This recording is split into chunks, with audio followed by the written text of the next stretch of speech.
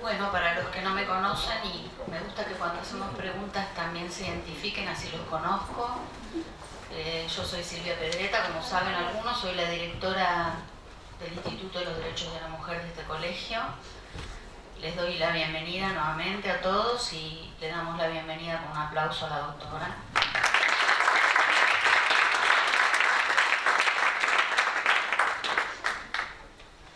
La doctora Graciela Medina es abogada, doctora en jurisprudencia, fue jueza de la Cámara de Apelaciones Civil y Comercial de San Isidro, se desempeña como juez de la Cámara Federal de Apelaciones en lo Civil y Comercial Federal, es catedrática de Derecho Civil en la Universidad de Buenos Aires y profesora de grado y posgrado en universidades nacionales y provinciales, autora de importantes obras en materia de Derecho Civil y Derechos Humanos, directora de la revista Derecho de Familia y de las Personas, directora del Código Civil comentado en materia de actos y hechos jurídicos, personas, familia y sucesiones, presidenta en la Asociación Argentina de Derecho Comparado y vicepresidente de la Academia Iberoamericana de Derecho de Familia y de la Persona, autora de numerosos artículos publicados en Argentina, Brasil, Canadá, Costa Rica, Colombia, Francia, Uruguay, Perú, Paraguay, Puerto Rico, España, Italia y seguramente nos estamos olvidando de alguno. Este es un currículum abreviado como los de todos los que estuvieron exponiendo. La doctora tiene aproximadamente media hora para exponer, no me haga enojar porque me enojo. Después, como estamos atrasados, vamos a hacer un preguntorio corto, porque estamos atrasados y vamos a seguir con las exposiciones.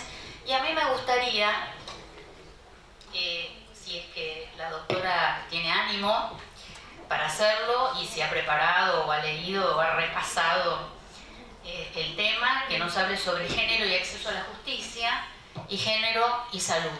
A ver qué nos pasa a las mujeres con la justicia y qué nos pasa a las mujeres si nos pasa algo distinto de lo que les pasa a los varones.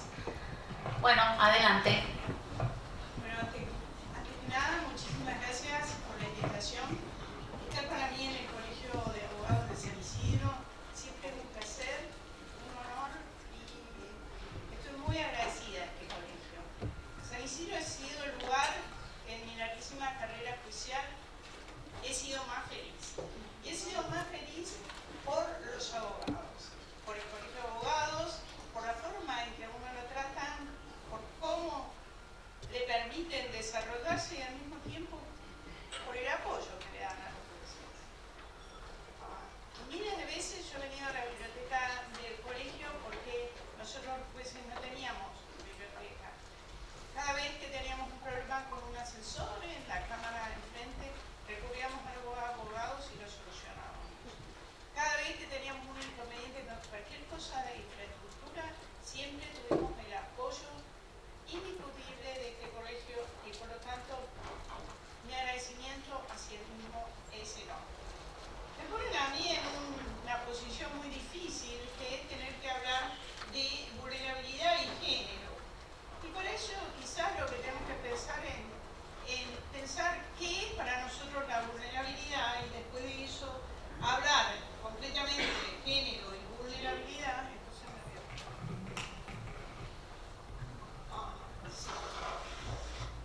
Y concretamente me acaban de convocar para hablar de vulnerabilidad y acceso a la justicia y vulnerabilidad, género y salud.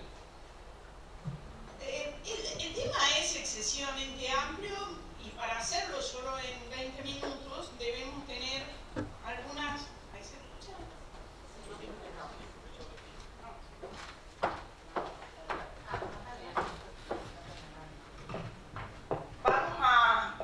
Ahí se escucha mejor. Vamos a hacer algún tipo de precisiones. En primer lugar, ¿qué se entiende por una persona vulnerable? Hay que pensar que vulnerable viene del término vulmus o vulneris y que es la persona herida o herida en sí y que en definitiva es una persona más débil que el resto. Pero para conceptualizar lo que es vulnerabilidad y para ponernos de acuerdo sobre lo que vamos a hablar, yo creo que lo mejor es adoptar el concepto de las 100 reglas de Brasilia para las personas en condición de vulnerabilidad, y vale la pena recordar qué son las 100 reglas de Brasilia. Las 100 reglas de Brasilia es un documento sobre el acceso a la justicia creado, dictado en el año 2008. ¿Y por quién ha sido dictado? Ha sido dictado por la reunión de todos los presidentes de corte y todos los presidentes de Consejo de la Magistratura de Iberoamérica, es decir, de todos los países de habla hispana y de habla portuguesa. Por lo tanto, ponernos de acuerdo en lo que es vulnerabilidad para todo el hemisferio latinoamericano y al mismo tiempo España y Portugal nos da la seguridad de que estamos ante un problema en común y que vamos a hablar con el mismo lenguaje. ¿Qué es una persona en condición de vulnerabilidad? Para las 100 reglas de Brasilia, vulnerable es aquella persona que por razón de su edad, género, estado físico, mental o por circunstancias sociales, económicas, étnicas y culturales se encuentran con especiales dificultades. Entonces, se es vulnerable en frente a esta vulnerabilidad, es una vulnerabilidad relacional, y entonces vamos a hablar del vulnerable en el acceso a la justicia y del vulnerable en el acceso a la salud, y vamos a relacionarlo con el género. Adviertan ustedes que este concepto dado en 2008 se ha vuelto viejo, tal es así que en el 2017 este concepto ha sido cambiado y se habla en la reunión de presidentes de corte realizada en el 2017, se cambió y se dice, se consideran en condición de vulnerabilidad aquellas personas que en razón de su edad, género o elección sexual, porque el género hace referencia a hombre y mujer en esta concepción y la elección sexual es mucho más que el género. Las causas de vulnerabilidad son entonces la edad, la discapacidad, la pertenencia a comunidades, la victimización, el desplazamiento interno, la pobreza y el género. Nuevamente nos encontramos con el género como una causa especial de ser débil enfrente de algo, enfrente del acceso a la justicia. Acá está lo que yo les decía del cambio en la definición dado en el 2017, en el cual se habla de orientación sexual, identidad de género, creencias y o prácticas religiosas o la ausencia de ellas, porque la ausencia de una práctica religiosa también me puede poner a mí en determinados casos en una situación de vulnerabilidad. El tipo de causa por la cual yo soy vulnerable puede ser calificado de dos maneras diferentes: causas permanentes y causas transitorias. Así, por ejemplo, la edad para el niño es una causa transitoria o coyuntural porque va a crecer y va a dejar de ser vulnerable, esperemos. Y hay otras causas que son permanentes, como por ejemplo algunos tipos de discapacidad que son permanentes. Y ahora yo les pregunto y me pregunto, ¿y la pobreza? ¿La pobreza qué es causa de vulnerabilidad? Indiscutiblemente, ¿es una causa coyuntural o es una causa permanente? La pobreza lamentablemente en América Latina es creciente. Según el informe de la CEPAL dado en el año 2017, en América Latina había 175 millones de pobres. La pobreza produce exclusión, marginación, sufrimientos, hambre, desnutrición, enfermedades y limita el acceso a la justicia. Y lamentablemente la pobreza en nuestro país no parece ser una causa coyuntural, aunque lo deseáramos, sino una causa permanente. Las causas de vulnerabilidad son gravísimas, pero mucho más graves son cuando vienen entrecruzadas, es decir, cuando son más de una. Una mujer, por el hecho de ser mujer, es vulnerable, pero si además es mujer, discapacitada y pobre, es muchísimo más vulnerable. La mujer, por ser mujer, tiene problemas frente a la violencia. Y quizás debemos entender qué se entiende por discriminación contra la mujer.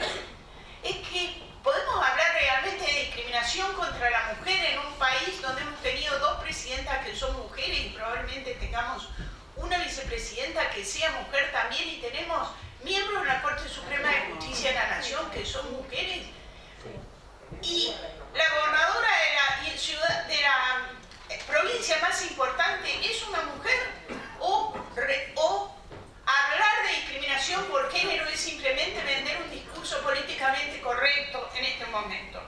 La verdad es que la discriminación por género realmente existe y se entiende por discriminación contra la mujer toda distinción, exclusión o restricción basada en el sexo que tenga por resultado o objeto menoscabar o anular el reconocimiento, goce o ejercicio por la mujer, independientemente de su estado civil, sobre la base de la igualdad del hombre, de los derechos humanos, de las libertades fundamentales en las esferas políticas, económicas, sociales y culturales, y entre ellas, por supuesto, que está el acceso a la justicia.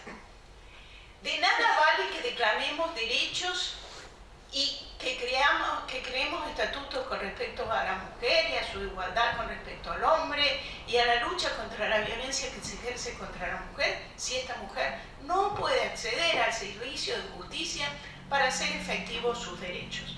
Y la mujer, en realidad, sufre de violencia en este momento y se entiende por violencia todo tipo de discriminación de características físicas o psicológicas que le causen un sufrimiento físico, sexual, psicológico, tanto en el ámbito público como en el privado, mediante el empleo de la fuerza o de la violencia, sea esta física o psíquica. ¿Y qué hacer en el acceso a justicia para lograr que la mujer venza su condición de vulnerabilidad y pueda acceder a reclamar el goce de sus derechos en igualdad de condiciones que los hombres y el cese efectivos de las medidas de violencia?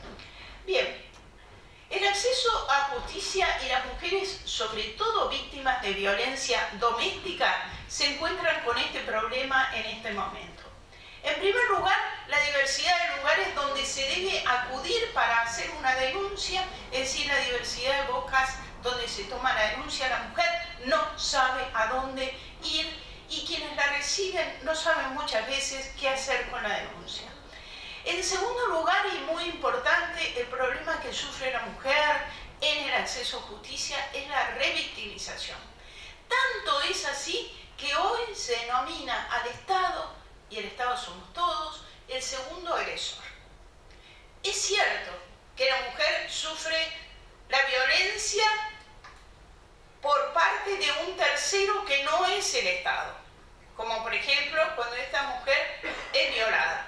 Pero cuando no obtiene una respuesta rápida, eficaz, o cuando se le hace ir 30 veces a declarar, se le hacen estudios que no corresponden, se le hacen más de un estudio, en verdad se la está revictimizando a la mujer.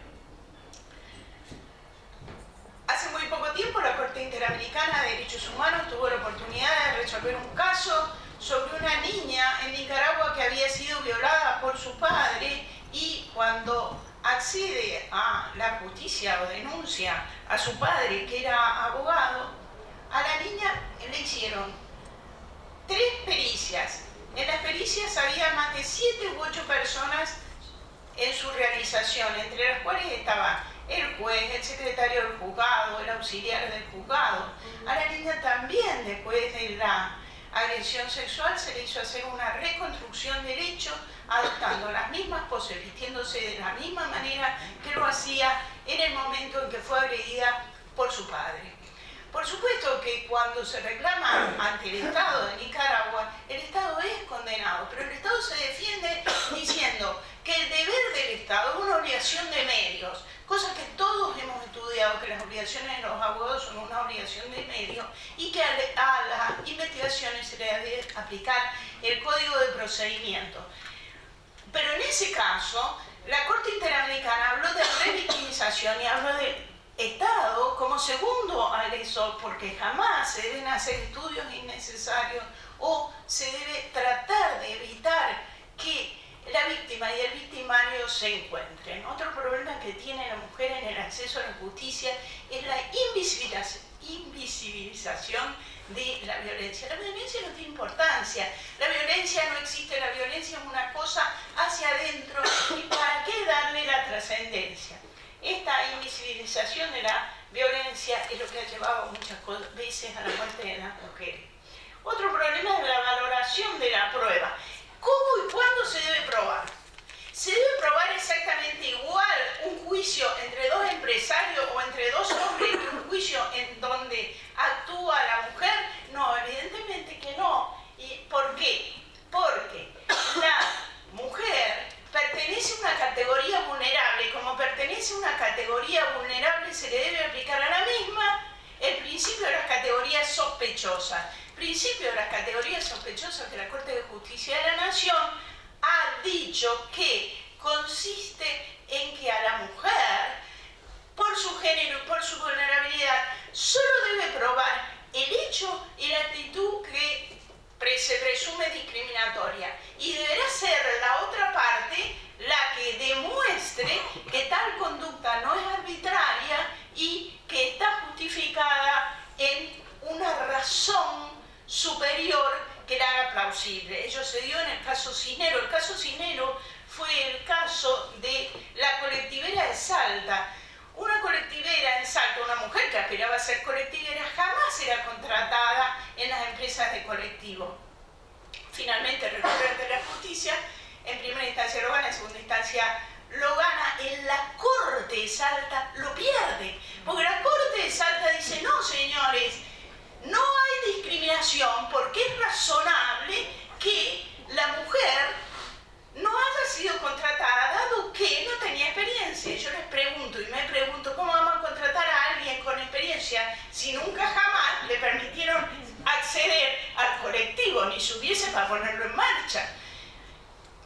Cuando va a la Corte de la Nación, la Corte revierte el fallo y aplica el criterio de las categorías sospechosas para valorar la prueba y dice, miren, ante esta actitud de mercado sesgado, laboral, lo que debieron hacer las compañías de colectivo y también el Estado salteño es demostrar que esta conducta no era arbitraria, que tenía una justificación, porque realmente en este mercado se la segregaba a la mujer.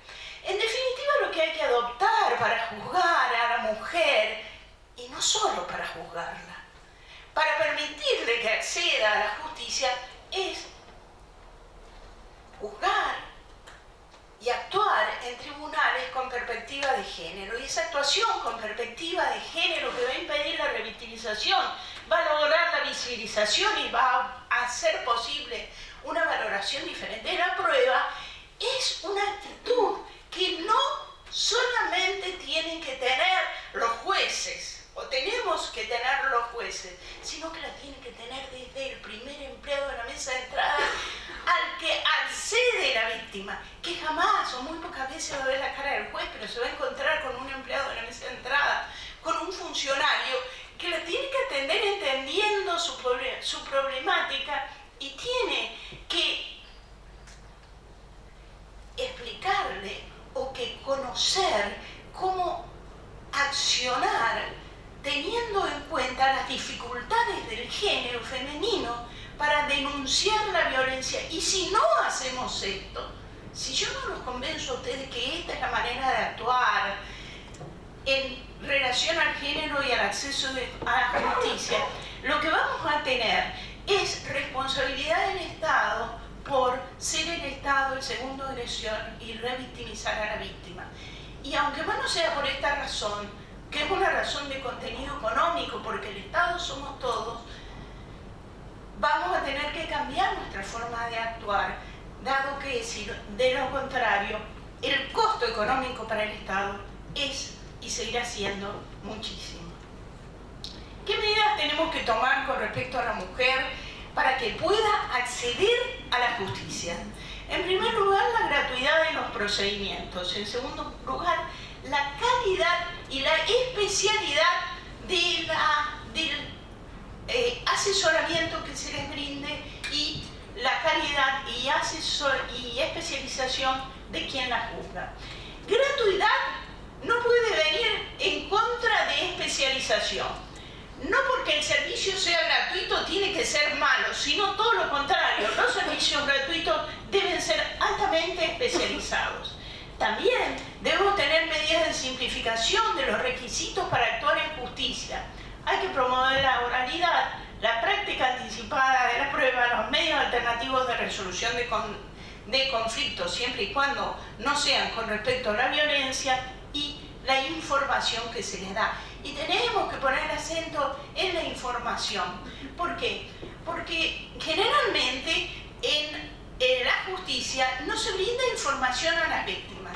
Viene el expediente o viene la causa y simplemente nos limitamos a tratar de resolverla. Cuando una mujer tiene un abogado que la defienda, normalmente este será el que le brinda el asesoramiento, pero eso no siempre es así, y la información tiene que ser dada sobre el apoyo del organismo o institución que pueda prestarlo, los derechos que puede ejercitar en el proceso, la forma y condiciones en las que puede acceder a asesoramiento gratuito, el tipo de servicios y organizaciones a los que puede dirigirse y el estado de la causa.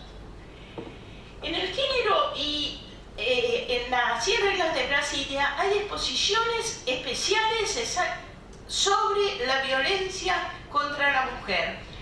Y entre las disposiciones especiales de la violencia contra la mujer, la que hay que tener o hay que poner el acento es aquella que hace a la permisibilidad de que la mujer acceda a justicia acompañada, la no revictimización de la mujer en la sede judicial y la información de todas las cuestiones de la mujer y sobre todo la información de que la mujer puede obtener una reparación por los daños, cosa que no se da en este momento. En este momento las causas son muchísimas con respecto a las denuncias, pero muy pocas veces con respecto a la responsabilidad por daños. Sobre la responsabilidad quiero decir solamente una cosa. La responsabilidad por daño se da en los casos que se den los presupuestos de la responsabilidad civil, pero hoy también hay responsabilidad por daño de carácter objetiva, en los cuales no se precisa demostrar la antijuridicidad, la relación de causalidad, la culpa o el dolo por parte de los agentes o del Estado. Y sin embargo se dan reparaciones integrales a las víctimas de violencia doméstica cuando ellas producen un femicidio. Esto es lo que se da a los hijos de las mujeres muertas en femicidios a través de lo que se ha dado en denominar la ley Brisas. Yo les dije que quería hablarles rápidamente del acceso a justicia. Puse el acento en las cuestiones más debatidas en el acceso a justicia y voy a hablar ahora de una de las grandes vulnerabilidades de la mujer, que es la vulnerabilidad de la mujer y la salud. Y dentro de la vulnerabilidad de la mujer y de la salud, voy a hablar de aquel momento de la vida de las mujeres en el cual somos más vulnerables, y que es el problema del parto. El problema del parto o la violencia obstétrica es algo no demasiado estudiado en Argentina. El problema del parto y la violencia obstétrica está contemplado no específicamente en los tratados internacionales, pero sí en las leyes argentinas. Por ejemplo, la ley de parto humanizado, que les quiero recordar que muy pocos son los que la conocen, y que establece que toda mujer en relación con el embarazo, el trabajo de parto, el parto y el posparto tiene los siguientes derechos: a ser informada sobre las distintas intervenciones médicas que pudieran tener lugar durante esos procesos, de manera que pueda optar libremente cuando existieran diferentes alternativas, a ser tratada con respeto y de modo individual. Toda mujer tiene derecho a ser tratada con respeto y de modo individual. Las fotos que ustedes tienen adelante de ustedes demuestran la realidad de los hospitales argentinos, donde el respeto y el modo individual está bastante lejos de nuestra realidad. Otra de las cuestiones que establece la ley es que toda mujer tiene derecho a un trato personalizado que le garantice la intimidad durante todo el proceso asistencial y tenga en consideración sus pautas culturales. La realidad de los hospitales públicos argentinos de acuerdo a un estudio hecho por diferentes organizaciones, es que en los hospitales hay a veces hasta 15 practicantes alrededor de la mujer que no respetan, no solo no respetan su intimidad, sino que no respetan su derecho a ser informada absolutamente de nada durante el proceso de parto. Otra cosa que establece la ley es a no ser sometida a ningún examen con propósitos de investigación, salvo consentimiento por escrito bajo el protocolo aprobado por el Comité de Bioética. Las mujeres son tratadas como niños durante el proceso de parto y nunca nadie les da ningún tipo de información. Por ejemplo, en este caso, esta mujer dice, me introducían cosas en el suelo y nunca me dijeron qué era. La ley de parto humanizado establece que las mujeres tienen derecho a ser consideradas en su situación respecto del proceso de nacimiento como personas sanas, de modo que se facilite su participación como protagonista de su propio parto, al parto natural, respetuoso de los tiempos biológicos y psicológicos, y finalmente a ser informada sobre la evolución de su parto, a tener contacto con su hijo o hija, a que den consentimiento para ver si los procedimientos son los que ellas quieren, a parir como deseen cuando no esté en peligro la vida del niño o su propia vida.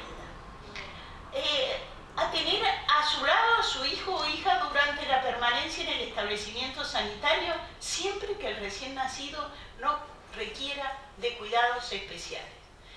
Se lo llevaron a neonatología sin dejármelo ver. Esto es muy común, es mucho más común de lo que nosotros quisiéramos.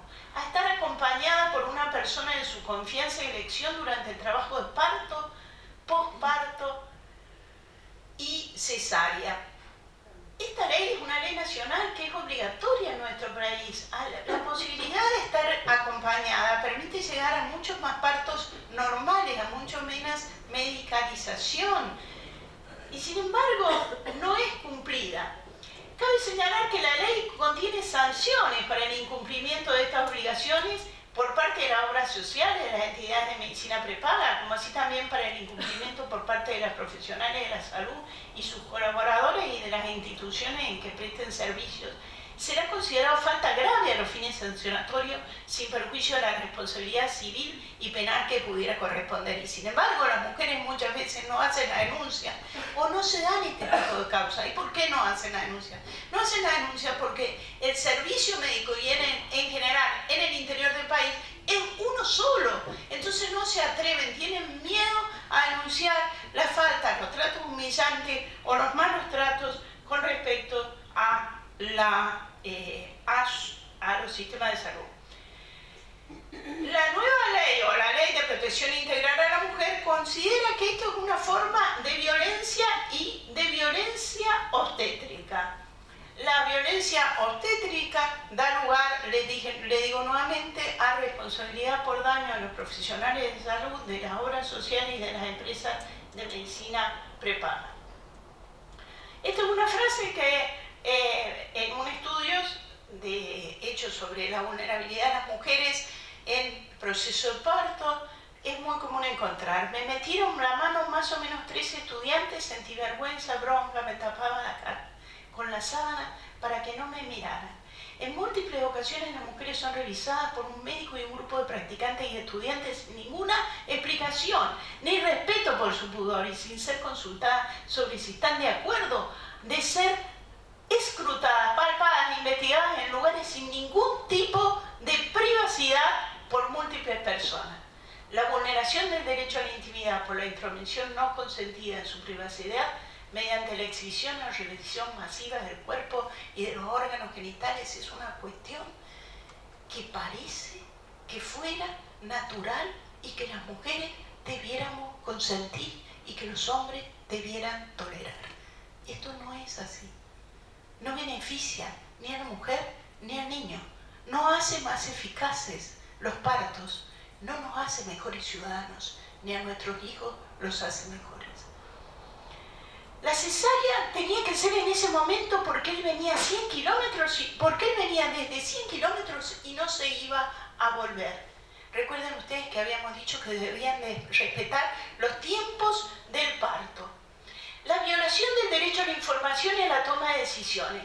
A las pacientes se les realizan prácticas en muchos casos sin previa consulta, en la mayoría. Y estas prácticas son definitivas, como las ligaduras de trompa que se hacen sin ningún tipo de consulta, o como las ligaduras de trompa que no se hacen, aunque fueran requeridas. En otras ocasiones, sin que se le brinde información sobre el estado de su salud ni sobre las características de las intervenciones que la realizan. Firma acá, te tengo que ligar las trompas, te tengo que hacer cesárea, te tengo. Sin que esas locuciones vayan acompañadas de ninguna información adecuada. Luego de parir estuve 1 hora sola y en un pasillo.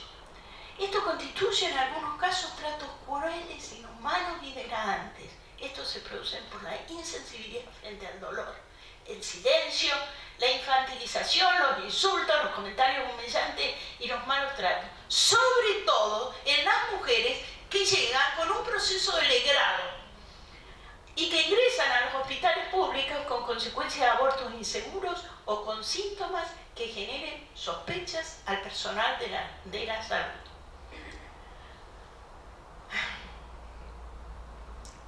Te vamos a dar un trapito y te lo vas a poner sobre los dientes y vas a aguantar el dolor. Esa es otra de las cuestiones más graves en orden a la violencia obstétrica. La falta de anestesia en los legrados, porque se piensa que los legrados son todos provocados. Cuando miles de veces no es así, y aunque lo fuera. Los tratos crueles, inhumanos y degradantes son paradigmas de los insultos, humillaciones que sufren las víctimas con las siguientes frases que se oyen con regularidad. Si te gustó lo dulce, ahora aguantate. O sacate la ropa, ¿qué? ¿Tenés vergüenza para abrirte que antes no tenías? O frases como se abren de pierna y después mira, que no son raras en los hospitales y que no son solamente para las mujeres pobres. ¿Por qué no se denuncia? Primero, porque las dificultades de acceso a la justicia, por causas económicas, por tener miedo, por desconocimiento de la Ley de Protección Integral para sancionar y erradicar la violencia contra las mujeres, porque se piensa que no se va a volver a poder acceder a la salud. Y yo les dije que todas las mujeres estamos en condición de vulnerabilidad en el momento del parto, pero hay algunas mujeres que están en más condiciones de vulnerabilidad y que la vulnerabilidad puede ser cruzada. Y el estudio que les voy a mostrar ahora, a continuación, es uno de los estudios más desgarrantes, los informes más desgarrantes que yo he visto en mi vida, un informe del 2019. Bueno, perdón, me faltaba decirle algunas causas: falta de anestesia no legrada, omisión de información, omisión de intimidad, omisión de consideración de las pautas culturales. Y este es el informe, parí como condenada. Experiencia de la violencia obstétrica en las mujeres privadas de la libertad. Si la mujer sufre violencia de género, si la mujer está presa, es peor. Ya termino. El informe es del año 2019, me quedan 2 minutos, voy a ir a toda velocidad. El informe es de las mujeres que parieron en situación de cárcel. La hostilidad del ambiente carcelario, las dificultades para acceder a sus derechos, la desatención de las situaciones. Pero les voy a contar algunas estadísticas. ¿Cuál es el problema de la mujer en condición de cárcel para parir? Uno de ellos es el traslado. Una mujer que va a parir tiene que ir a un hospital. Normalmente la mujer en condición de cárcel no va al hospital así nomás. Necesita autorización para salir de la cárcel, necesita que el médico se la dé, necesita que el sistema jurídico se la dé, y muchas veces terminan muriendo dando luz en el piso.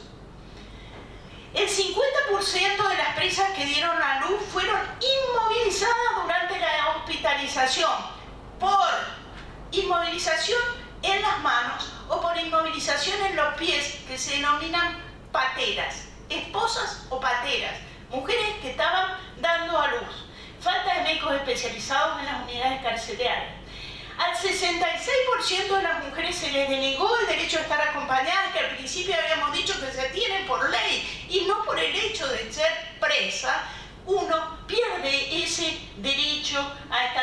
acompañadas. El 91% de las mujeres embarazadas estaban acompañadas en el hospital por penitenciarios varones que estaban con uniforme, generando estigmatización. El 79% de esos casos también asistieron masculinos.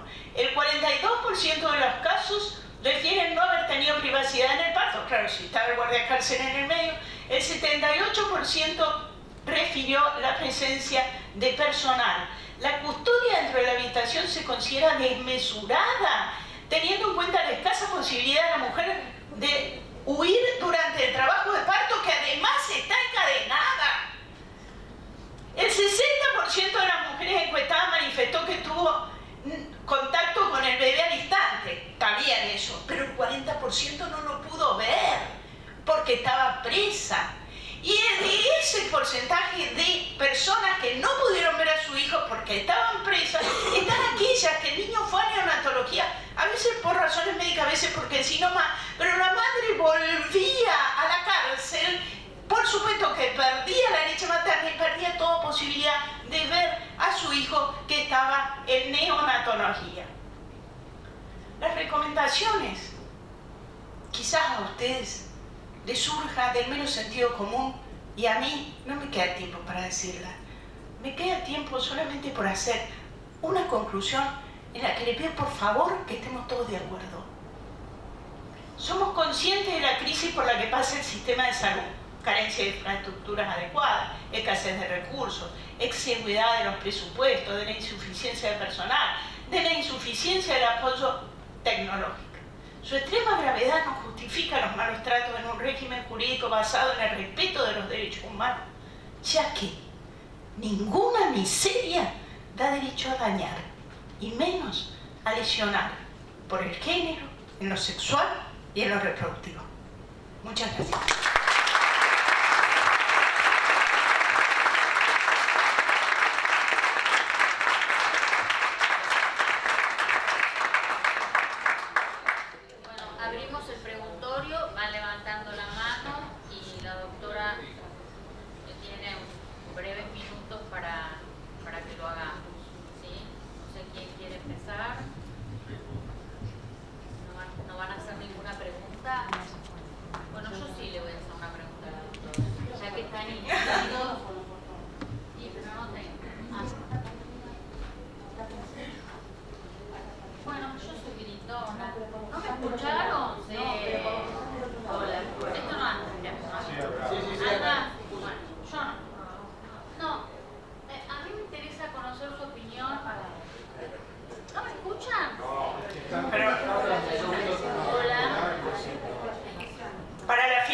Te piden que hables por micrófono porque si no, los que están viendo no escuchan.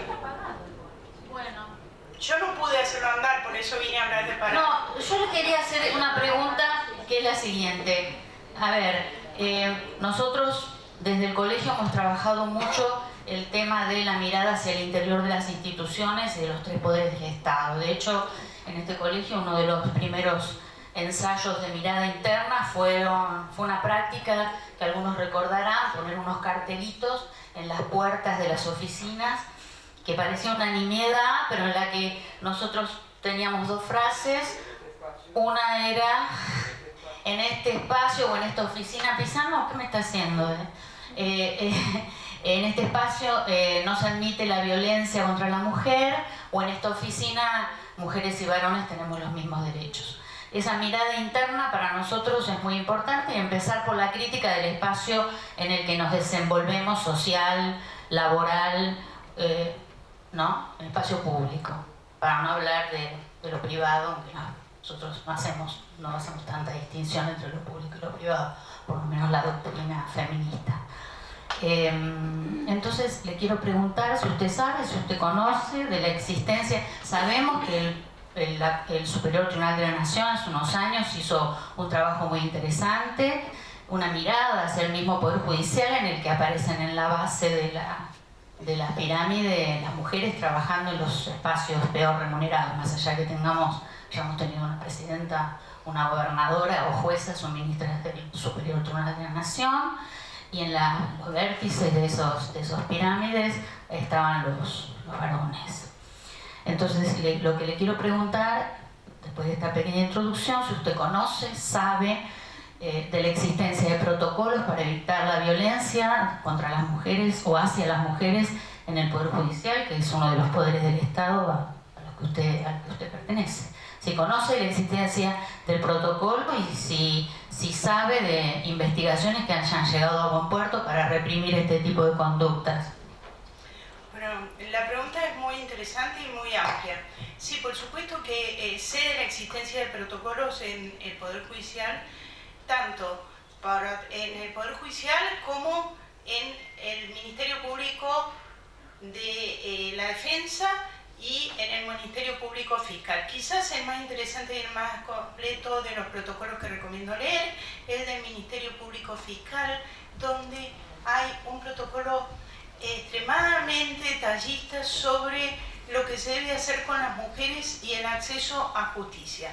Esto por un lado, ¿qué es el protocolo? Que determina la manera de accionar del Estado, en este caso el Estado Poder Judicial, hacia el exterior, que es hacia la mujer que se acerca en reclamo de justicia.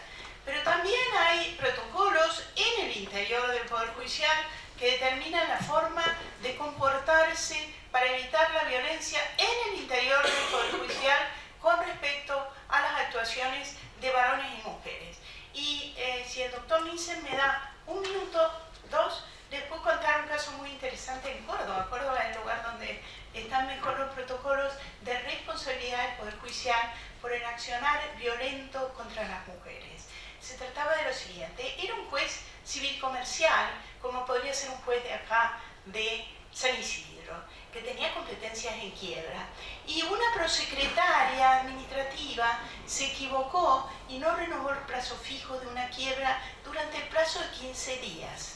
No produjo más quiebra en la empresa de la que ésta ya tenía ni mayores inconvenientes. Sin embargo, el juez la sancionó. ¿Y cómo la sancionó? La encerró en la cocina. Le dijo: vaya a trabajar a la cocina. De la cocina usted no podrá salir. Y no salvo para ir al baño. Y no puede hablar. Y tampoco pueden sus compañeros hablarle a usted.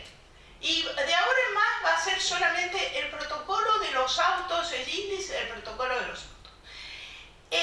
La señora, bueno, toleró todo esto hasta logró que pase, hizo una acción de daños y perjuicios contra el juez y contra el Poder Judicial. El juez logró que no le instruyeran el jury, porque renunció, y la cuestión quedó en los daños y perjuicios que resuelve el Superior Tribunal de Córdoba. Y les pregunto, ¿hubo violencia contra esta mujer en razón del género? ¿A dónde la mandaron? ¿Cuál es el lugar donde se dice que debemos estar las mujeres? ¿Cómo las mujeres se nos califica de charlatanas? ¿Qué le dijeron a esa mujer? Y que ninguno podía hablar con ella, que no podía salir. Si acá no hay violencia, la violencia ¿dónde está? Y sin embargo, el Superior Tribunal de Córdoba dijo: no hay violencia de género. ¿Por qué? Porque el hecho de que lo hubieran mandado a la cocina era porque en Córdoba no había lugar, porque en todo el Poder Judicial no había lugar. Entonces, como el lugar era escaso, estaba bien que la mandaran a la cocina. Y el hecho de que no hay violencia de género, porque el que hizo el voto es un vocal muy inteligente. Él sabía cómo tenía que actuar y sabía cómo se lo iban a criticar al voto. Entonces dijo: esta no es una categoría vulnerable. El género y la mujer no es una categoría vulnerable en Córdoba, en el Poder Judicial, porque hay juezas que son mujeres. Entonces, como hay juezas que son mujeres, las mujeres dejan de ser categorías vulnerables. Y como dejan de ser categorías vulnerables, no se invierte el orden de la prueba y es la mujer